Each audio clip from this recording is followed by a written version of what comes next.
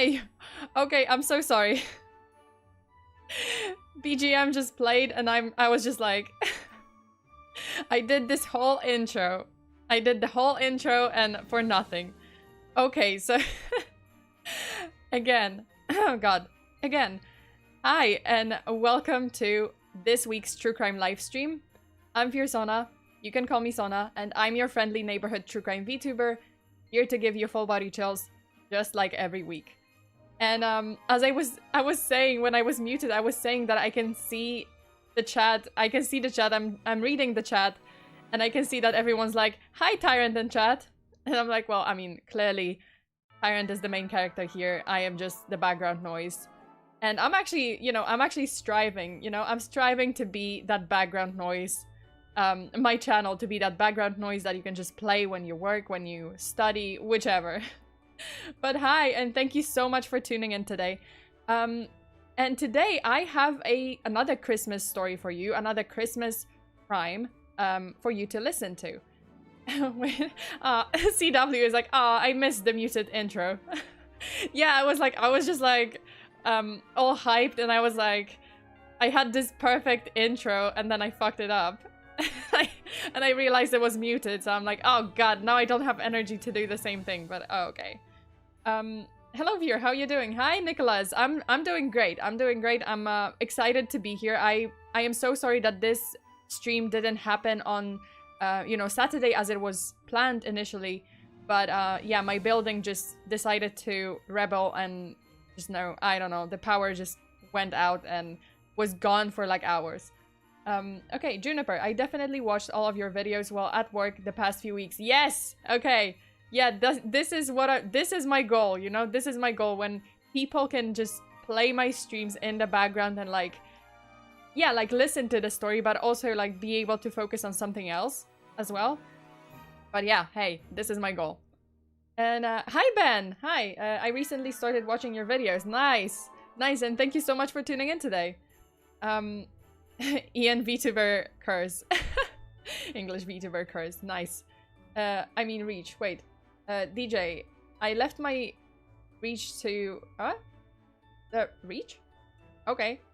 To join the stream. Okay. Nice.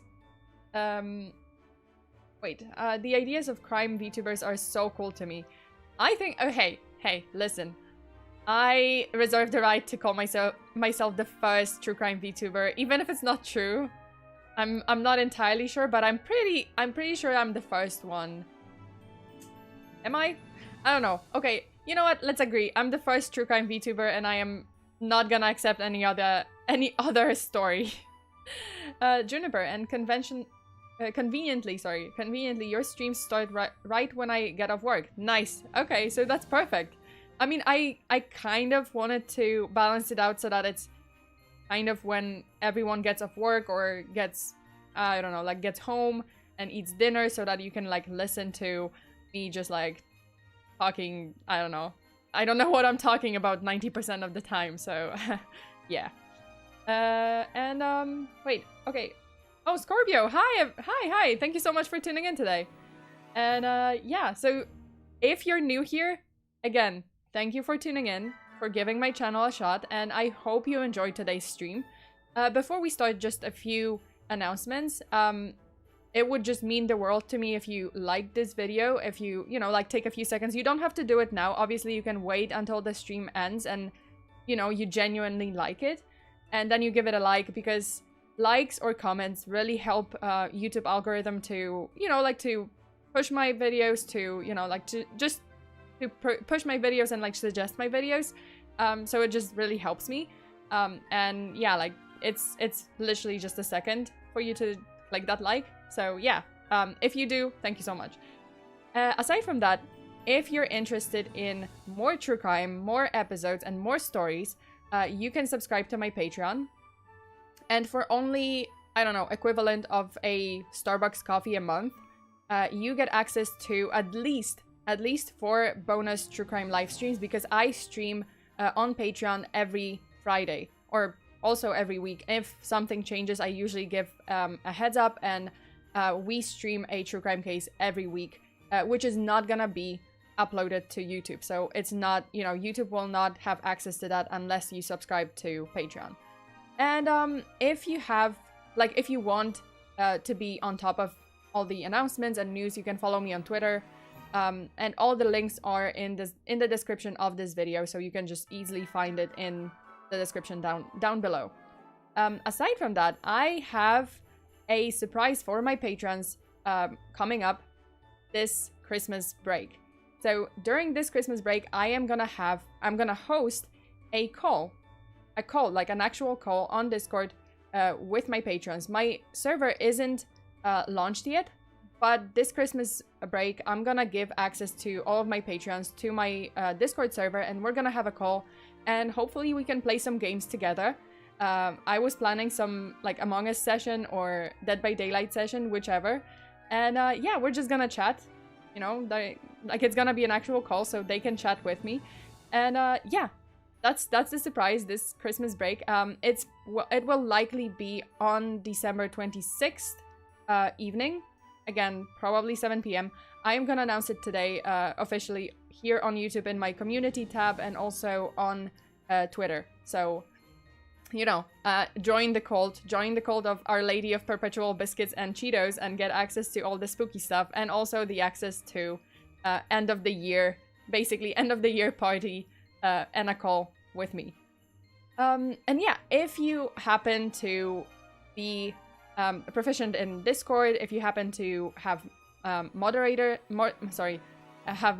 before, you can also apply to be my Discord server moderator, which is not, as I said, the server as a whole is not launched yet, but you can get access now if you, you know, if you apply as a moderator and I, you know, just to help out the community, build the community when the server officially launches for everyone. Will the cult have a ranking system? I have not thought about it, but I will think about it. It should. It technically should. Have you ever thought about starting a Twitch? I do have a Twitch. I do have a Twitch, and yeah, you can just go to my Twitch. It's easily found. It's FEARSONA, and I play horror games on my Twitch. Cabbage Cult. No, it's the cult of biscuits and Cheetos. Or spooky stuff. Among Us in real life, sus. Literally. David, hi. Oh, so gonna enjoy this one. Never heard this story before. Nice, nice. Yeah, this story is not as widely known, I think. So I hope you guys enjoy it today. Scary stories. Oh yeah, okay, so on... Thank you, Tyrant, for reminding me. So actually, there is another segment on my channel, and it's called Full Body Chills. It is a series of streams in which I read scary stories either found on the internet or sent in by you guys. So if you want to send in your story, whether it's true or it's fake, you can send it in to my email address, which is provided also in the description, and also Tyrant just sent it in the live chat.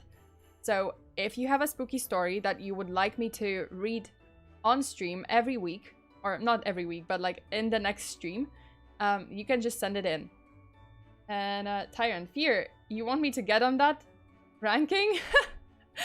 I mean, we can discuss it. We can discuss it later, Tyrant. So what's the cult's beverage of choice? Tea. Immortality.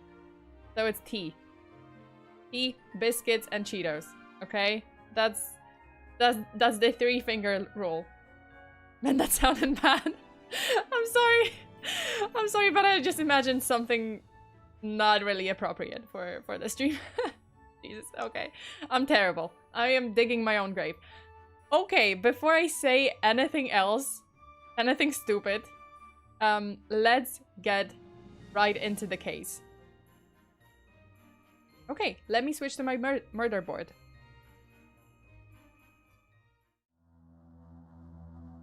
Alright. So, today's story. The night before Christmas always brings out that warm feeling, that excitement and anticipation for something magical to happen. It is the night to spend with family, it's the night of preparations for the Christmas Eve, and the night when kids wonder if Santa will stop by their house to drop off presents the next day while they're asleep.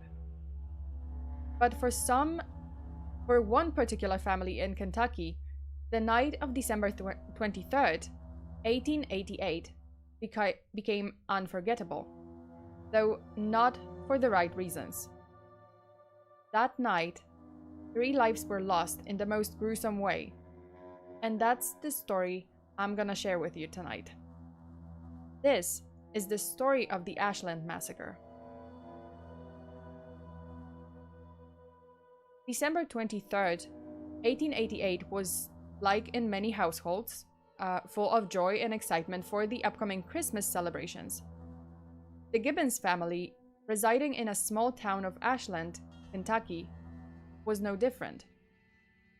Mr. and Mrs. Gibbons had 3 children: 17-year-old Robert, 14-year-old Fanny, and little Sterling, who was 11 years old. That night, on December 23rd, while John Gibbons, the father, was out of town for work, Mrs. Martha Gibbons, so the mother of the children, decided to pay a visit to her family living across the Ohio River, and likely she was planning to stay overnight. And she took her youngest son, Sterling, along with her. So Robert and Fanny were going to stay home alone, initially. But then Mrs. Gibbons decided to invite their across-the-street neighbor, Emma Carrico, or Emma Thomas, I guess Thomas, which was the name after her stepfather. So Emma was also Fanny's close friend, and Mrs. Gibbons just thought it would be nice if she just came to keep them company. So the kids were settled. It looked like it was gonna be a peaceful evening for everyone. In the early morning hours of December 24th, Mrs. Thomas, Emma's mother, would be up early as per usual to start with her household chores. So she was actually up at around 4 a.m. And as she was walking around the house and getting everything in order, she casually glanced out the window towards the Gibbons house. At the time, everything seemed completely normal. The house was dark and quiet, which is to be expected. The kids must have been still asleep at this hour. But 2 hours later, everything changed. At 6 a.m., Mrs. Thomas noticed something strange. Flickering light coming from outside, as if someone lit up a huge bonfire. Except it wasn't a bonfire. The house across the street was set ablaze, and her daughter was inside of that house. Mrs. Thomas raced outside her home, screaming bloody murder about the fire and screaming for help. Her pleas drew neighbors out of their homes, early in the morning, and since they knew there were young children in the burning house, men rushed in to pull them out, to save them. And then 3 figures were dragged out of the building. But one look, and it was abundantly clear that they were just beyond saving. Fanny, Robert, and Emma did not die because of the fire. The skulls of all 3 of the kids were split open. This was no accident. This was a homicide, and the fire was just a way to basically cover up the tracks. Upon conducting autopsy on all 3 victims, the physicians also determined that the 2 girls had been brutally raped. The flames were finally put out, but the house burned down to the crisp. There was basically nothing, with only chimneys still standing upright. The police officers were able to step in and gather whatever evidence they could find. Some burned pieces of the bloody sheets they could only assume were from the kids' beds. But they also found 2 more things: an axe and a crowbar. And both of those tools were covered in blood and hair. For a small, tight-knit community that Ashland was, this was a terrible tragedy that affected everyone in town. Everyone here knew each other. Sorry, I can't pronounce it. Everyone here knew each other. So the thing is, how could they now trust anyone knowing that someone, one of their own in that town, committed such a terrible crime? On December 26th, the mayor of Ashland, John Means, called for an emergency town meeting and appealed and pleaded to the public for donations to gather enough money to hire a private detective and also offer a reward to whoever either provides crucial information about the killers or delivers them to the police. And within just a few days, the reward money hit $1,000, which in today's money would be over $25,000. As for the detectives, people of Ashland had someone in mind already. They wanted the case to be handled by Deputy U.S. Marshal Heflin. Before he came in with a theory, and he came in to take over the investigation, another detective stepped in with his theory. So there was this detective, J.B. Norris or Morris? I think it was, sorry, J.B. God. I think J.B. Morris, sorry. I got confused. So he was from Ohio, and he was very, very quick to announce his theory and throw some accusations, saying that he believed the one responsible for the murders is none other but John Gibbons, the father of Robert and Fanny, so the two murdered children. We are hearing this now, and you are hearing this, I'm hearing this, and, well, first of all, it doesn't seem to make sense, right? John Gibbons was on a business trip out of town that night, and both girls, including his own daughter, were brutally raped. And then again, you know, when I read this story, yes, logically, I should be thinking, hey, this is impossible. It's the father of the family. Like, how could he have done this? But there's that little true crime maniac's voice in my head, and that voice told me, listen, this story isn't as crazy as it sounds. These things, these kind of crimes absolutely happen. And unfortunately, there are people out there who would do this and worse to their families. But even if a person turns out to be guilty of a horrific crime, such as this one, I personally never condone like lynching someone without hard evidence of their guilt, or at least without a proper investigation. Like, you can't just walk around and throw accusations, but, you know, this is the 1800s, apparently you could. But that's exactly what happened with John Gibbons.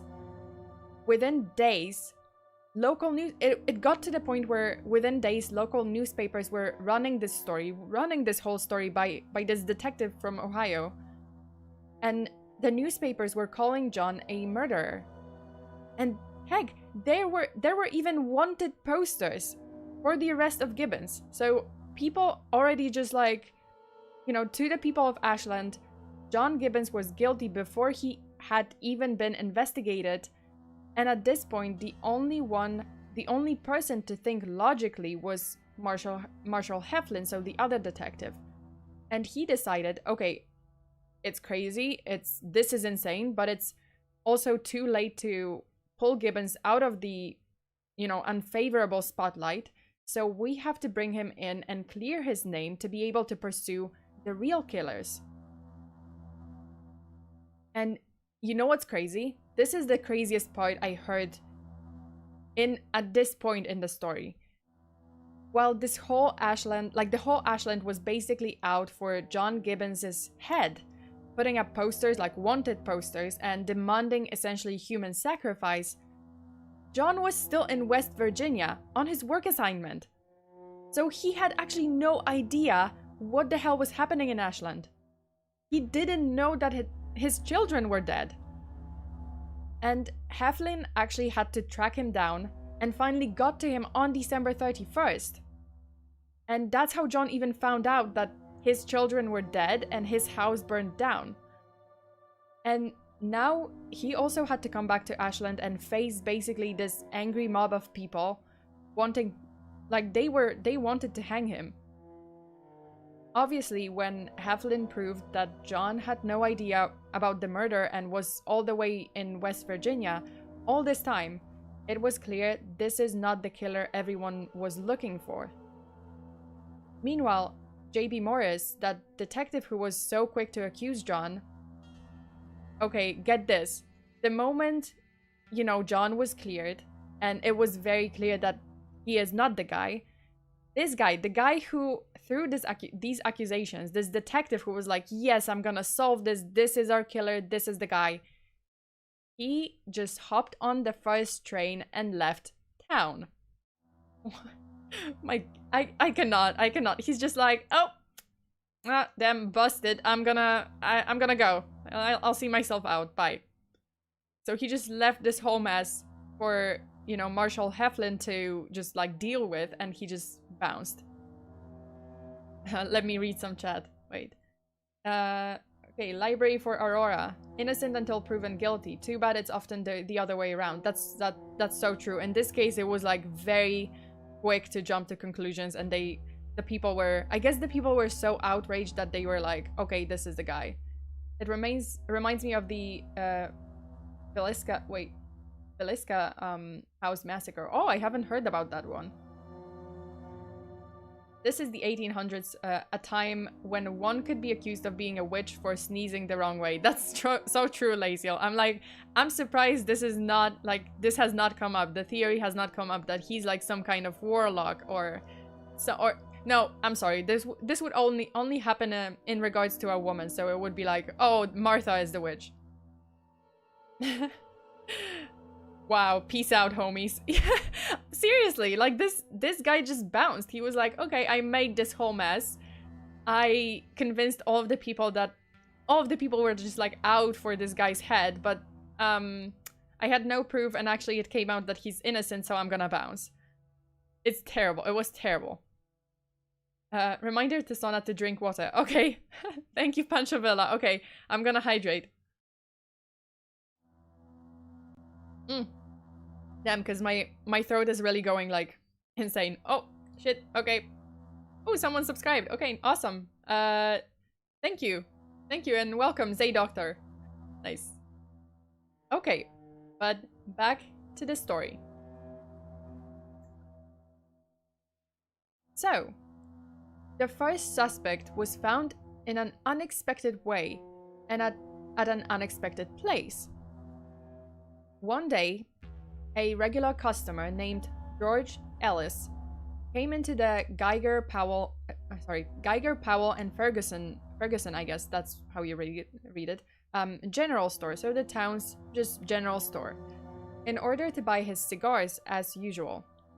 And at checkout, the store owner, Mr. Powell, started a casual conversation and said, quote, Well, now that old man Gibbons is in the clear, I wonder who is it going to fall on now? End quote. The moment Powell said that, he noticed a sudden change in Ellis's behavior. Ellis got startled, and then wouldn't even look Powell in the eye. And instead, he mumbled something about, quote, state's evidence, end quote, and rushed out of the store. Marshall Heflin was resting in his room at the local hotel when there was a knock on his door, and behind them stood none other than George Ellis. So George confessed that he lived near the Gibbons house that burned down a few days prior, and he might know something about the crime.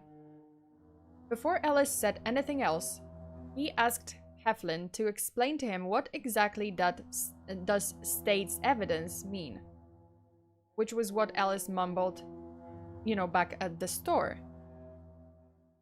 So Heflin sat him down and explained that the term state's evidence means that if a person guilty of a crime decided to confess and provide the law enforcement with essential information, including who the accomplices are, then that person was likely to receive a lighter punishment. So then Ellis started telling his story. The following is actually the written confession given by George Ellis with Marshall Heflin as a witness. Quote, "A few evenings prior to the 24th, I met Kraft, who stated that he was going to see Fanny Gibbons and take her some black candy, and that he was going to have intercourse with her, and he wanted me to come along. About midnight, the fatal night, we all started, Kraft, Neil, and myself. And when we got to the house, Kraft raised the window with an old axe and stepped in first. Neil followed, and I stayed behind on the porch, and afterwards I went in. Robbie was the first aroused and started to get up when Kraft said, quote, 'You had better lie still,' end quote. Kraft then went to the bed where the two girls were sleeping and began to take improper liberties with them.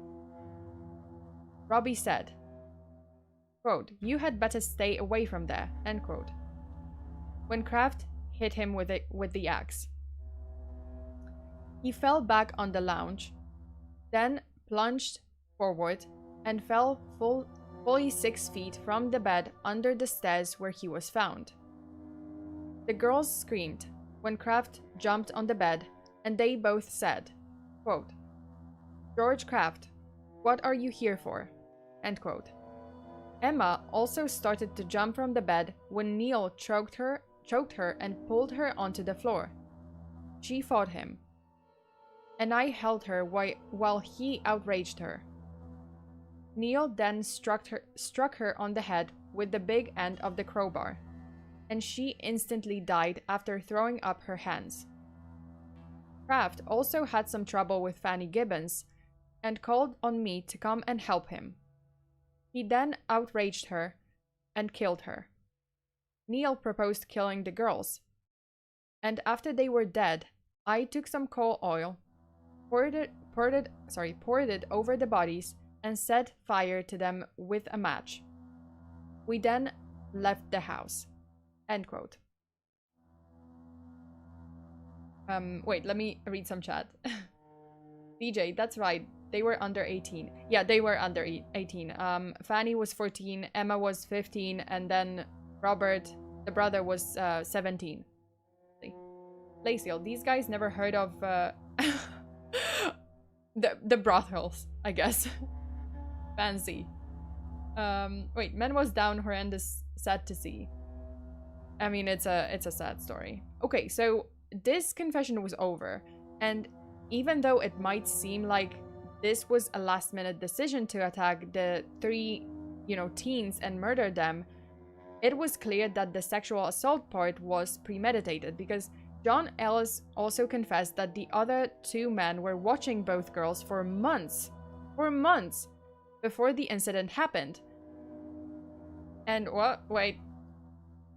What happened? Okay, Nick just subscribed. Hi, thank you so much for subscribing.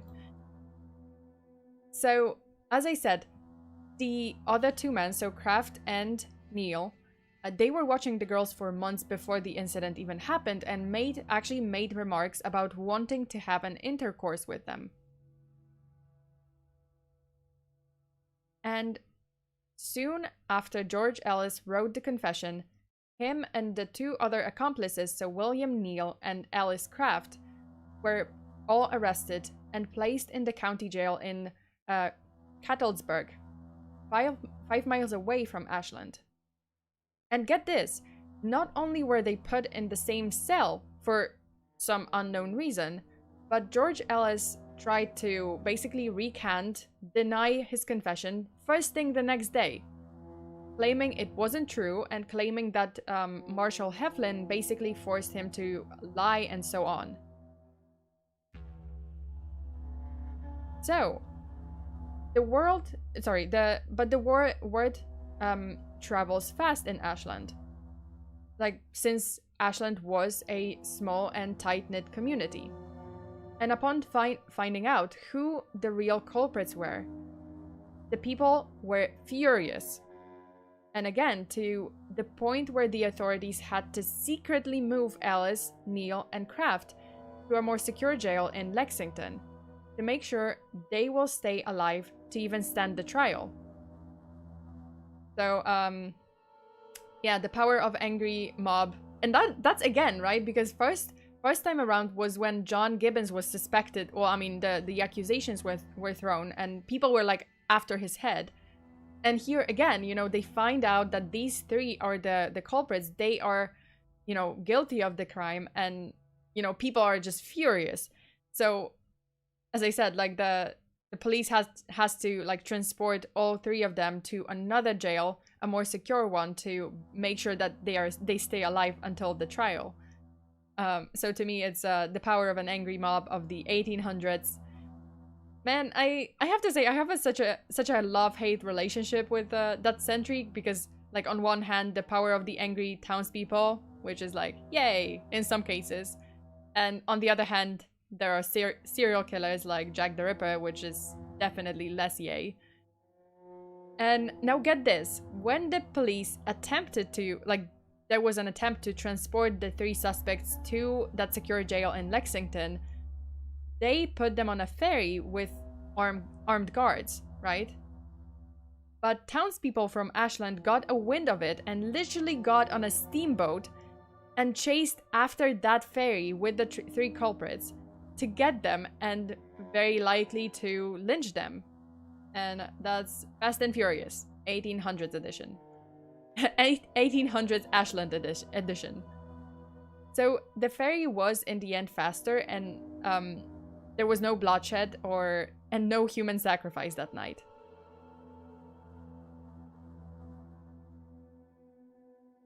Okay, so, but at least, you know, they were arrested. They were going to stand trial, and surely, oh, sorry, I actually messed up.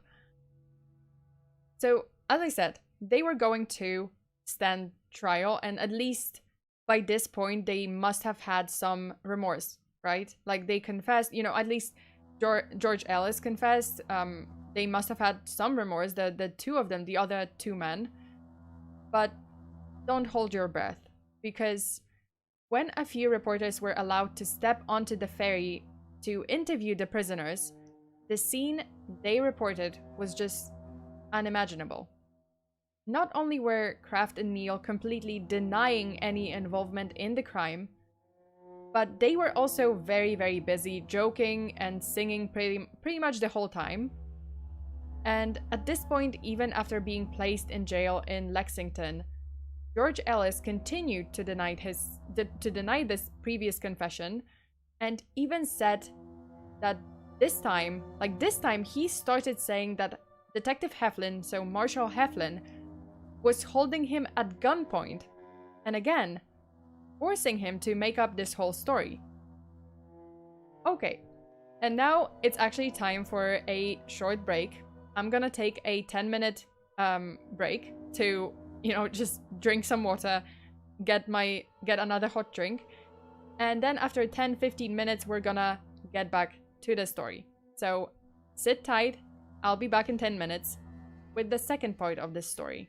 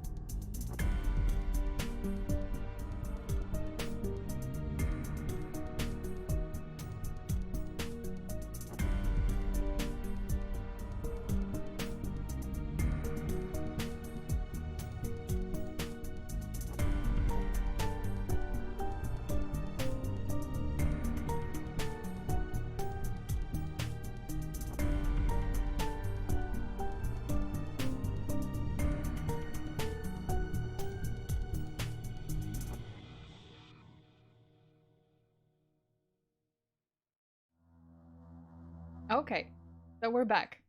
And I can see the chat saying, like, someone's asking, like, where am I? And someone said, yeah, she got killed. FBI is chasing me for, like, talking about all those stories. So just a little recap of the whole story, because some of you guys might have joined just now. So I'm just gonna recap it really quickly. So on the night of December 23rd, 1881, 3 teenage children are killed in the house in Ashland, in a small town of Ashland, Kentucky. And then, you know, the father of the children, or at least 2 of the 3 children, is accused. People are out for his head, basically, out for human sacrifice. Then it has to be cleared out that he was not the one. He was away on a business trip, so that was like a whole bunch of baloney. And then finally, George Ellis, one of the townsmen, confesses that him and 2 other people, 2 other men, actually did it. So they actually committed the crime, and it was George Ellis, William Neal, and Ellis Craft.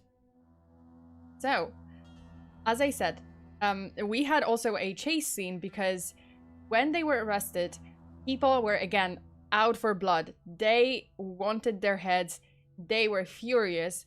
And again, the police had to transport the 3 convicts, the 3 suspects, from one jail to another, to a more secure one in Lexington.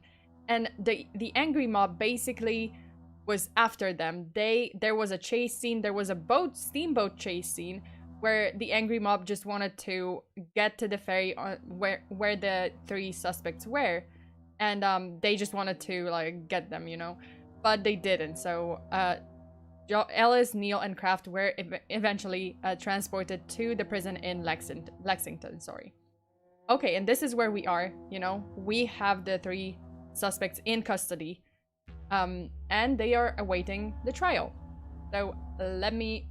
Miss Claus is back. Yeah, I'm back.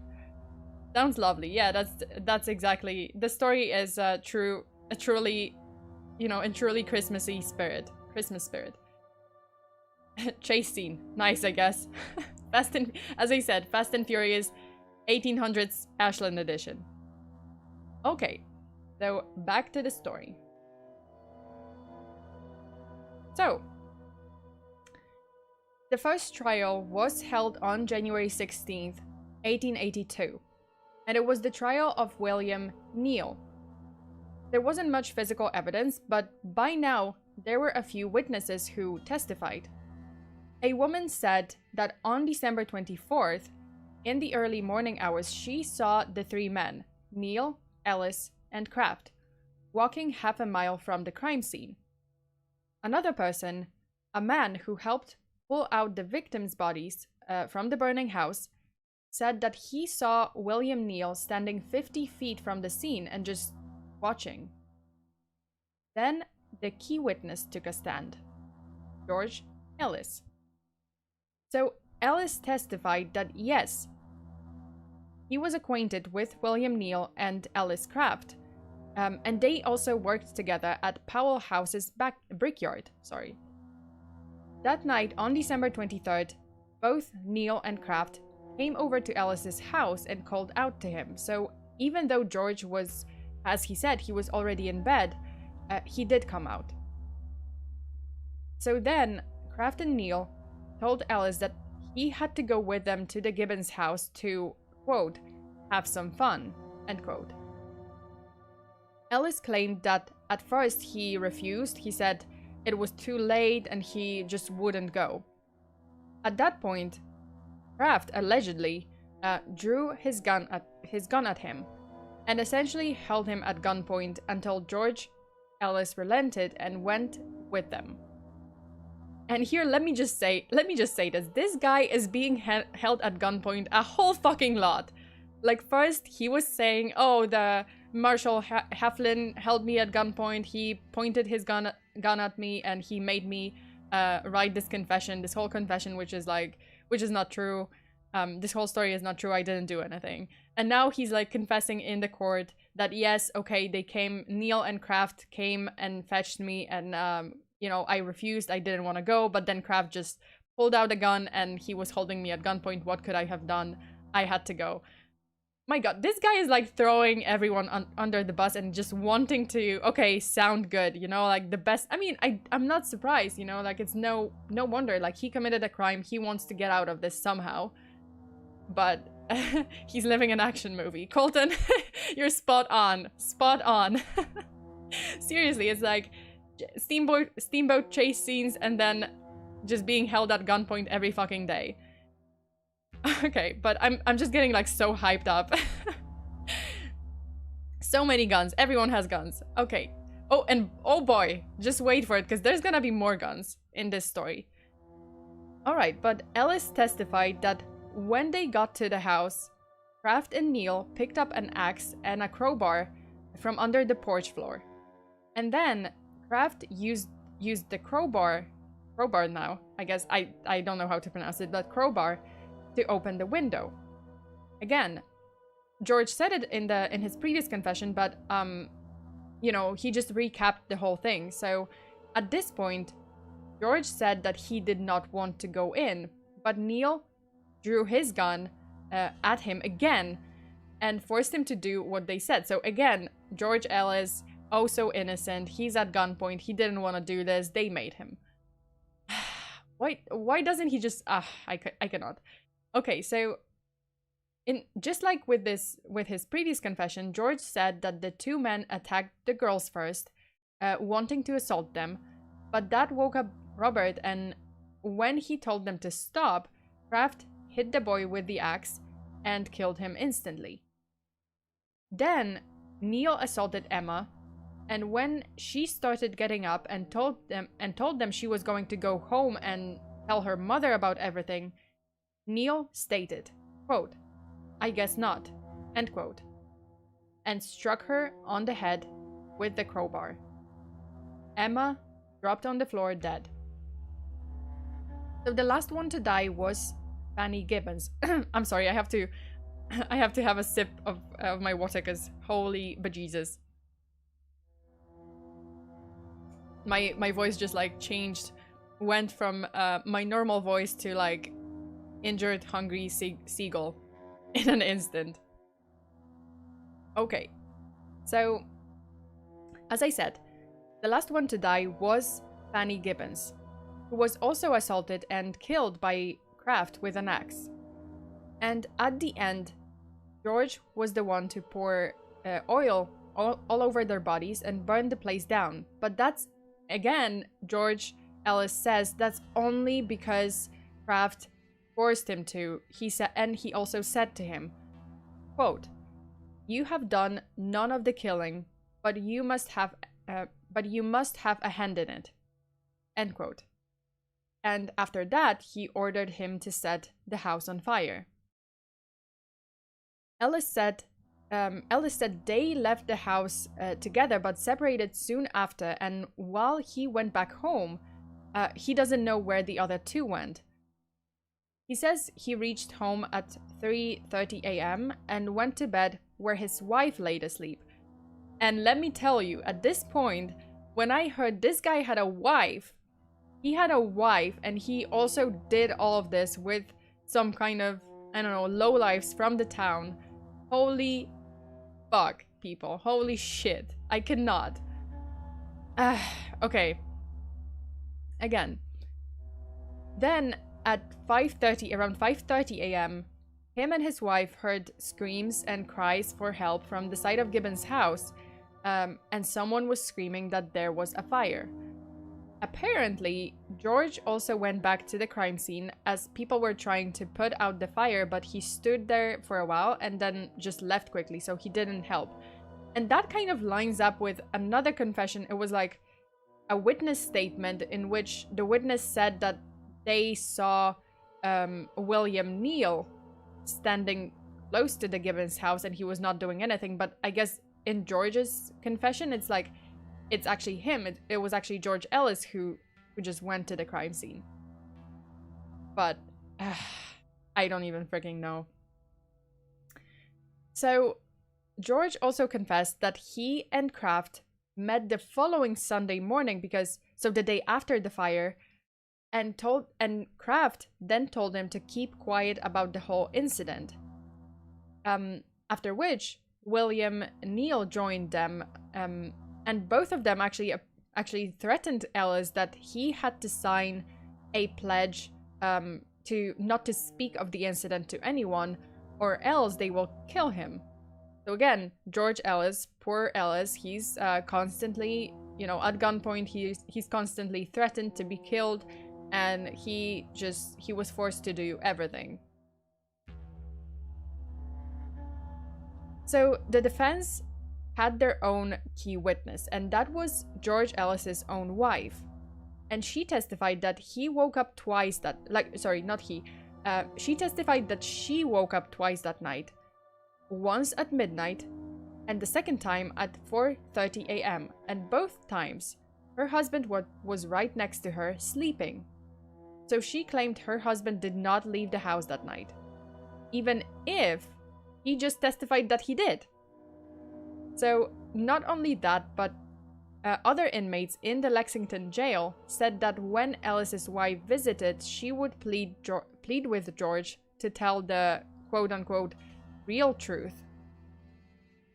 So the defense also called for a few other witnesses who would either say that George Ellis told them that Neal and Kraft were innocent, or, you know, the defense also called witnesses who were there only to testify that William Neal is a good man. In the end, the jury deliberated for only 17 minutes and found William Neal guilty. He was sentenced to death by hanging on February 14th, 1882. So, one heck of a Valentine's Day. Ellis Kraft was also found guilty later in his trial and sentenced to death on the same day, just as Neal. So, that's the end, right? We got the criminals, they got sentenced to death, end of the story. Not quite. So, out of the three, George Ellis still hasn't received his sentence and was held in prison, where he would receive newspaper reporters and tell them a completely different story. So now the story changed 180 degrees. George was saying that he hired two black men to help him rape and kill the girls. Those two black men committed the murders, and after George left the Gibbons house, he ran into Kraft and Neal and decided to just blame them for everything. God, okay, wait, was that? Oh yeah, okay, someone subscribed. Sorry. So again, now someone's like, George, please just shut the fuck up. Seriously. Yeah, now he changes the whole story. You know, now it's like two black men that he hired, and you know, like then they killed Fanny, Robert, and Emma, and he just, like, you know, when when George Ellis just left the house, he ran into Kraft and Neal and just decided, okay, oh, I mean, you know, they are my buddies, but I'm just gonna throw them under the bus again. So after this story hit the papers, Ellis again retracted the whole thing and said he never spoke to any newspaper and any reporter, and this is just also not true, and he never told that story. Holy shit. I cannot. I cannot. I can't with this guy. Okay, so now we get to another interesting part of the story, because on June 2nd, 1882, George Ellis was found guilty of taking part in the crime and was sentenced to life in prison as a co-conspirator. So because he kind of confessed, they did give him a lighter sentence, so it wasn't death. It was just life in prison. And hear this. Get this. That night, around midnight, a group of 20 men, all wearing black hoods over their head, attacked and overtaken the engine house of the railroad in Ashland, demanding that the watchman the watchman to hook up a couple of flat cars to the engine house. Then they boarded the cars and ordered the driver to take them to Cattlesburg, where George Ellis was being held. They arrived at 3 a.m., right across from the jail where George Ellis was held, and demanded to be let in.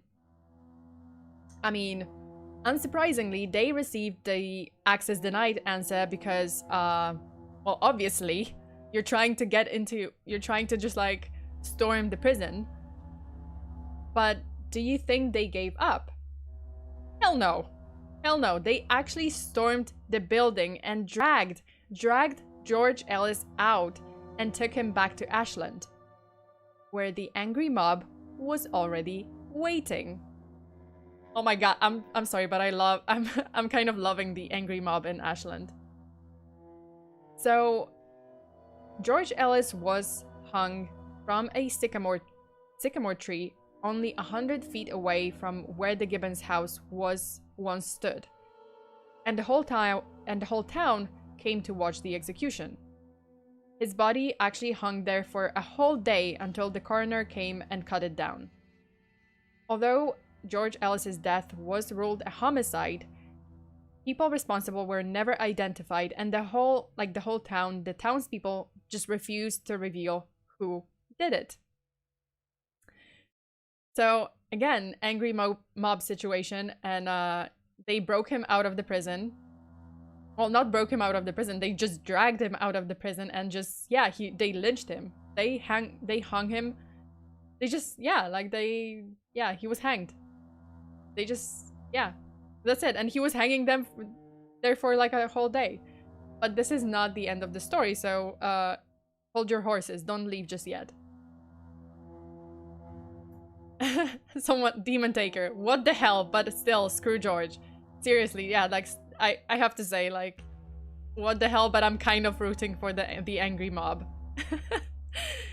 Okay, so, meanwhile, while this is happening in June, Kraft and Neal appealed their sentences and actually won the new trial, so they did not die on February 14th, as previously planned, so even in June, they are still alive. They are still waiting for the retrial. Also, remember that $1,000 reward when the police was looking for suspects? Yeah, so it wasn't paid out because Ellis confessed, and people tried to cash in on it by any means necessary. And one black detective, and this is actually emphasized, it was a black detective from out of town, suddenly showed up in Ashland with, get this, 2 black men, claiming these are the men George Ellis hired to help him with the crime. But this was quickly dismissed because, yeah, it was a bunch of baloney. And when the case was dismissed, the detective who brought these guys in, he was like leaving the courthouse. Friends of those 2 black men actually ambushed the detective and beat him up and shot him in the leg. And I'm sorry, but at this point I feel no sympathy for this guy. I'm sorry, but who the fuck wakes up in the morning, reads a newspaper with this story given by a convict and thinks, interesting. I've got 2 black male friends, or I've got these 2 black men in the town. I can drag them down there and get the reward money and just make them sacrificial lambs. No one's ever gonna figure this out. Excellent idea. But it clearly wasn't, so he was just like, he just brought 2 innocent men. Obviously they got dismissed because they didn't do anything. They didn't do a shit in this case. And then he got attacked and he got shot, and I still have no sympathy for this guy. Okay, so now by this point, almost a year had passed since the massacre in Ashland. And not only were the two culprits who were sentenced to death still alive, they were going to stand another trial scheduled for February 1883. So for the people of Ashland, this was being dragged on for too long, far too long, and some believed they had the right to take justice into their own hands. The defense requested a different venue this time, so they had to transport them again. And do you see where I'm going with this? Oh boy. Just hold on tight. Okay, so the prisoners are being transported from Lexington to Grayson in Carter County. This time, the plan was to transport them by train. Again, they had a group of armed guards under the command of Major Allen to reassure that the prisoners get to the trial and they are alive. So while they are on the train, Allen starts to worry about traveling through Ashland, knowing how angry people are about this case. And if someone caught a wind of the fact that Kraft and Neil are going to be passing through the town, or they are going to be arriving on the train, who knows what they might do. So Major Allen decides to change the plan, and instead he takes Neil and Kraft to the, I guess, a steamboat. And this steamboat was headed for Maysville in Carter County. So it wasn't even passing through Ashland. It would just go straight by river, go straight to the destination. So while they are getting on that steamer, another train from Ashland arrives. And hear me out. Over 200 armed men and boys get off, demanding Neil and Kraft's heads. So we have, I don't even know, the third, the fourth angry mob just coming at them and demanding that they are killed. So Major Allen obviously refused. This was clearly the rage speaking through the people, and he was having none of that. So him and the prisoners left on that steamer, leaving the angry mob behind. But did the angry mob give up? Angry mob never gives up. So hold tight again. Of course not. They got back on the train and chased along the river after the steamboat, soon firing their weapons at the boat. Even though the steamboat reached the destination, so reached Ashland, there was already an angry crowd on the shoreline waiting for them. And Major Allen and the guards had to literally use whatever they had on the boat to create a barricade to prevent people from getting on the boat and ripping Neil and Kraft apart. RB Nightmare is like, never! Angry mob never gives up. Come on. So, as I said, Major Allen is like barricading the steamboat, and he's like, oh my god, we can't fire at the people. These are civilians. I can't fire our guns at them, but we have to just like build a barrier so that they don't just rip those two convicts apart. And wait, because it's not over. So a group of people from Ashland stole a ferry boat and tried to intercept the steamboat, getting closer and firing their guns, at this point basically forcing the guards to fire back. And in the end, there was an exchange of fire between the guards, Major Allen and the townspeople. In the end, 4 people died that day. And more were injured, and among the injured was a relative of the Gibbons, so the kids who were killed. He was actually shot 3 times, but he survived.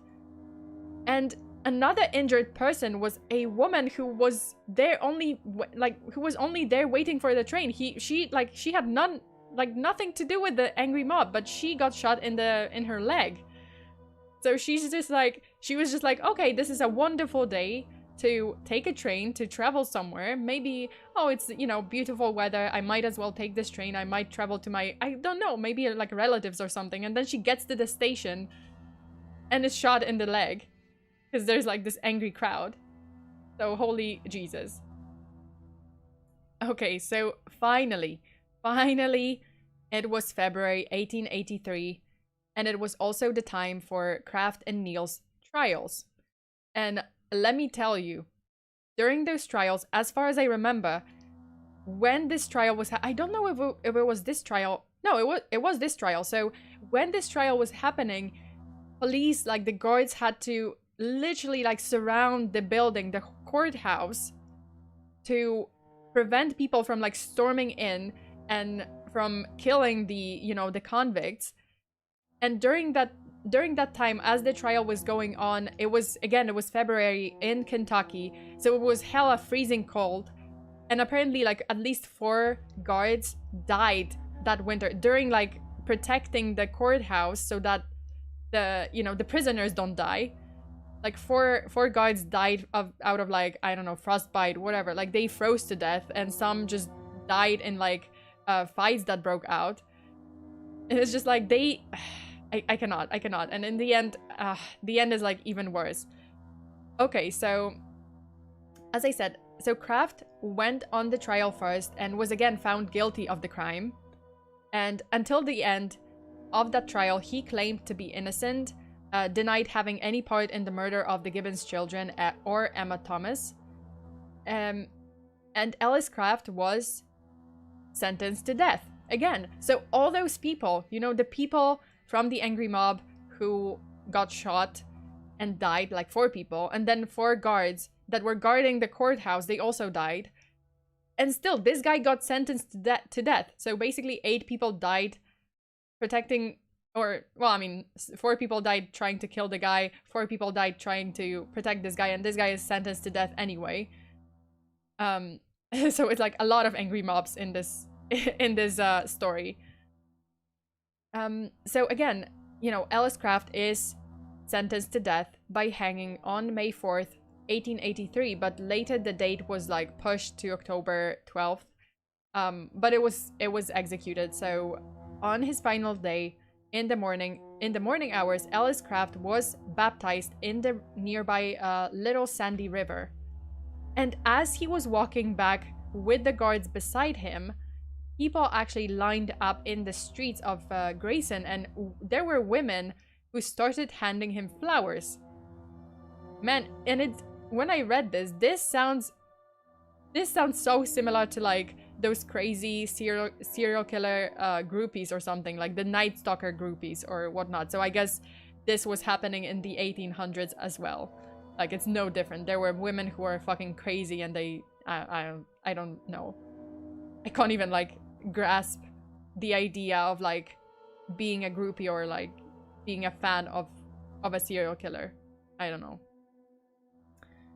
So until the very end, even at the side of the gallows, Kraft proclaimed that he was innocent of all crimes, but he was executed. So 2 down, you know, we have 1 left.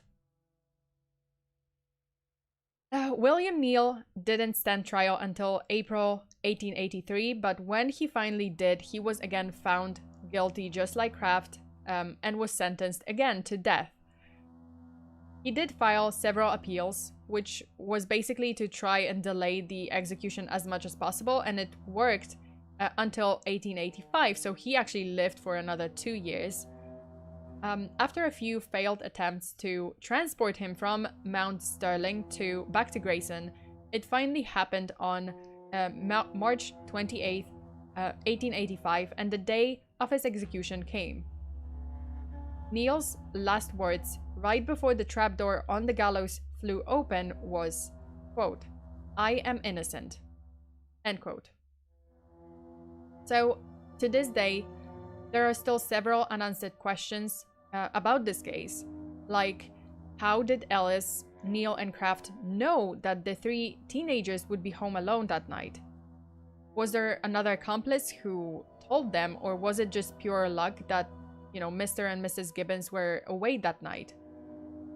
Personally, I think because Ashland was such a small community, everyone knew everyone. It's very likely that the 3 men knew that John Gibbons often worked away from home, and he would be gone that weekend.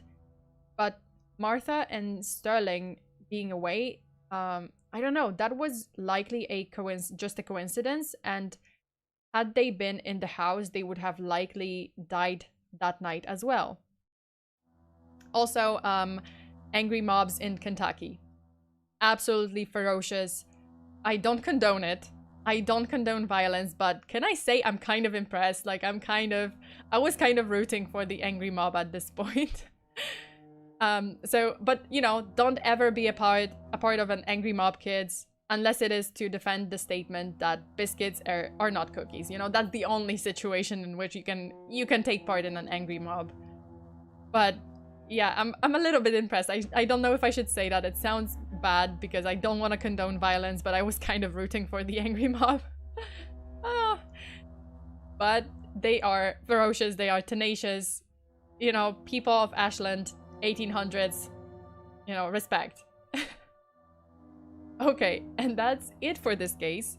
Let me just take a brief moment to thank all my Patreons for supporting my work and for being there for my bonus true crime episodes every week. So, thank you so much.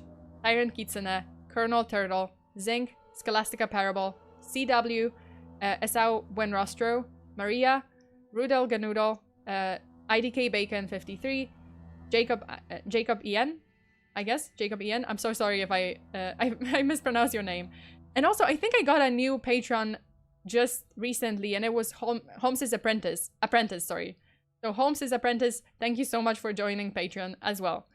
But, oh Jesus, okay, we have a donation.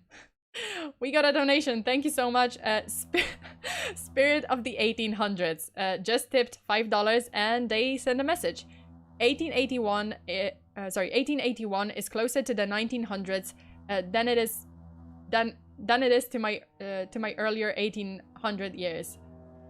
Sorry. For perspective, Teddy Roosevelt was already alive and kicking it with when this went down. So probably no one calling each other witches by this time. Mob violence is eternal though. Mob violence is like, I'm sorry, but mob in Ashland, goals. I have to say. Okay, thank you so much for the donation again. Let me switch to the chat room. Damn, okay. We back to, oh Jesus, okay. We are back to the chat room, back to Christmas spirit. No more angry mob. The only angry mob is like, as I said, you can, you know, it could be like my subscribers or my Patreons fighting for the fact that biscuits are not cookies. That's it. Wait, Ian. Hey, Mommy Fear. Sorry I missed the stream. I was busy. Nope, no worries. I'll be sure to watch the video after the fact. Because this case seems to be interesting. It was so interesting. I'm sorry, but I had a few moments it was like, what the fuck moments, but also, yay to angry mob. Go angry mob. But okay, no worries, Ian. Thank you so much for tuning in, even at the end. And mob eternal. Mob the goals. You know, goals, Ashland mob. Angry mob. Peace was never an option. This should be a movie. They organized really well for a time with only snail mail. I know, right? It's like, they found, like, they had really quick exchange of information when they found out, okay, these guys are gonna be transported here from here, like from here to here, and we can just totally intercept the steamboat or something. Wish I could stay in chat, but I gotta go to bed. Good night, Fear. Good night. Thank you so much, Frog, for tuning in, and have a good night. Might post it in the comments later. Okay, no worries. No worries. Hey, if you like the stream, again, if you have a second, spare a second to like this video. It really helps the algorithm. Again, it really helps my channel, and I will be eternally grateful. Why did I pronounce it that way? I don't know. Sorry, I really have to take a sip of my water because holy shit, my throat is dying. Screaming. Okay. Love your videos. So far, all of your videos have been a 10 out of 10. Nice, Ben. Thank you so much, and I'm glad you enjoyed it. Wait, DJ? How does have anything to do with Christmas again? Oh, because it happened on Christmas. Well, it happened on December 23rd, okay? So it kind of happened on... The crime happened around Christmas. Okay, I don't need recognition, though. What? Juniper? Why? What happened? Did I miss something? I'm so sorry. Wait, Juniper. I don't know the verb for Patreon. Is it sub? It is a sub. Yeah, subscribe to Patreon, yes. Colton, crying VTuber is such a good idea. Thank you. And I think if I may say so, I am the first one, so enjoy the community while it's, you know, we're still pretty tight-knit. Oh god, still pretty tight. That sounded bad. But again, Merry Christmas, everyone. I mean, it is the Christmas season, so I might as well wish you an early Merry Christmas. Please don't, you know, don't be a part of an angry mob, and unless it's to fight for biscuits. No, that's the only reason. And again, I encourage you to, you know, if you want more content, to subscribe to my Patreon. And again, you know, join our weekly streams on Patreon with more cases. Yesterday's case was actually very interesting. I discussed the smiley face murders, which is like a whole bunch of like it's a huge theory that there is a killer, a serial killer, or a group of killers who target young men, college-aged men around the Interstate 94 from New York City to the Midwest. And it was such an interesting case, you know. It was quite there were quite a few plot twists, and yeah, it was super interesting. So if you're interested to see this and other cases, because we already have quite you know, an archive of cases over on Patreon, you can just head over there, and links are in the description down below in this video. And that is it. Thank you so much for tuning in. Stay safe out there. You know, join the angry mob only if it's about biscuits, not being cookies. And always lock your doors. Lock your doors and maybe barricade your windows in this case. Stay safe out there. Until the next time. Farewell, fearlings. Bye.